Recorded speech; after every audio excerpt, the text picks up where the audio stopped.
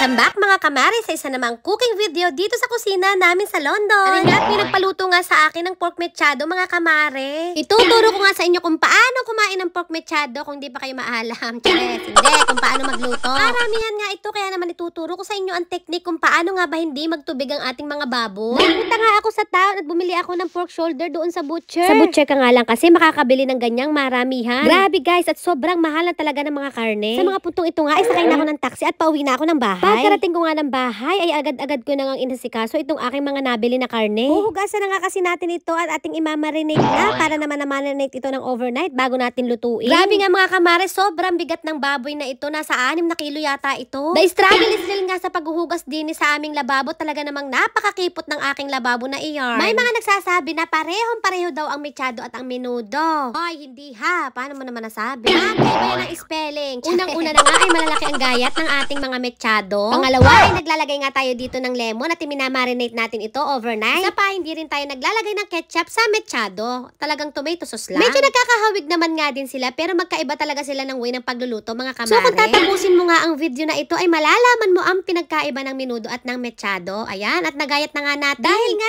nagayat na natin ang ating mga mechado mga kamare, umpisahan na natin itong i-marinate. Dahil nga kulang 6 na kilo ito ay maglalagay tayo dito ng 1.5 cup ng soy sauce. Magbubudbud rin tayo dito ng paminta at ng garlic powder. At katulad nga ng palagi kung sinasabi sa inyo mga kamare, the more the merrier, chares. Nasa sa inyo kung gaano karaming ilalagay ninyo, tansya-tansya na lang. Inumpisahan ko na nga rin itong pisaan ng lemon mga kamare. Bali gagamit nga tayo dito ng 1.5 lemon mga kamare. Ayan mga kamare, nasa sa inyo din. Pwede rin nga pala kayong gumamit dito ng kalamansi kung wala namang lemon. At kung wala namang kalamansi at lemon mga kamare, ay pwede na rin ang pawis na galing sa kilikili ng inyong mga jusawa. Charis lamang. Gusto pa, Rude, paksiw na yan. Hindi na yan mechado.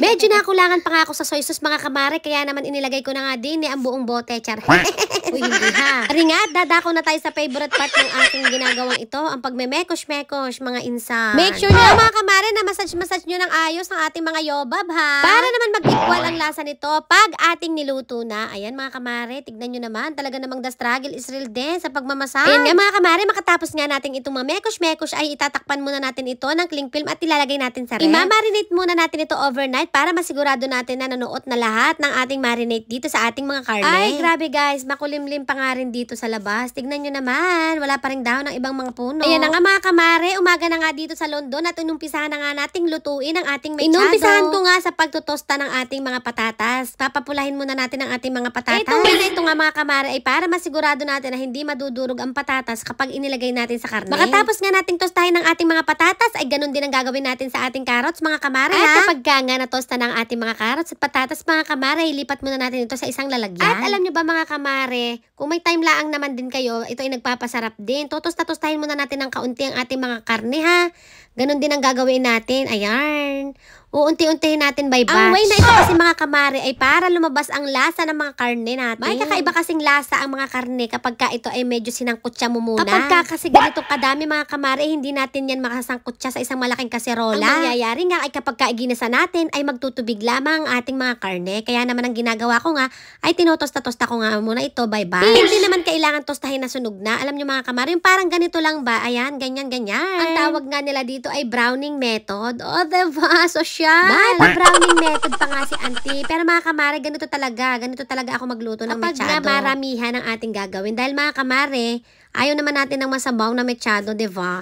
Yung masabaw na nawala na ang lasa, gayon. Bali mga nakatatlong batch nga ako ng pagbabrowning method mga kamare dahil nga hindi sila kasyang lahat sa kawali. Kapag ka pinuno mo nga iyan, magtutubig lang yan. So there's no point na ipabrown natin kung pagtutubigin lang din natin, di ba mga kamare? Aringat habang nagpapabrown nga ako din ng karne ay may batang nangungulit at nagsusumbong tungkol sa ginagawa ng kanyang mga ate. Ay nako, sumbongera yarn. Ganyan talaga ang mga bata, mga kamare. So ito na nga ang last batch ng ating mga pinabrown na karne mga kamare at pagkatapos nga niyan ay mag-uumpisa na agad tayong mag-isa. Nagpainit na nga ako ng malaking kawo o kaserola mga kamare para maumpisahan na nating ilagay ang ating mga garlic. As usual mga kamare, frozen garlic nga ang ating ginagamit para naman talaga namang madali lamang, kukuhanin lamang sa fridge. Napakahirap naman kaya magbalat at maggayat ng mga garlic kung madamihan ang iyong lulutuin mga kamare. Kaya ito na nga ang ginagamit ko para paalwanin natin ang ating mga ginagawa. Huwag natin pahirapan ang ating mga sarili mga kamare. Yan nga mga kamare, hindi na nga rin nagtagal, sinunod ko ng aking mga sibuyas. Gumamit nga pala ako dito ng pula at puting sibuyas mga kamare. Kung itatanong mo naman mga kamare kung bakit pula at puti ang ginamit nating sibuyas ay dahil naubusan na tayo ng pulang sibuyas mga kamare. Pagka ganito nga kasing luto ay gusto kong pula ang ginagamit. Mas matapang kasi ang pulang sibuyas at mas malasa. At syempre mga kamare, makatapos nga nating palabasin ang lasa ng ating mga bawang at sibuyas ay isinunod ko nang ilagay na nga dito lahat ng ating mga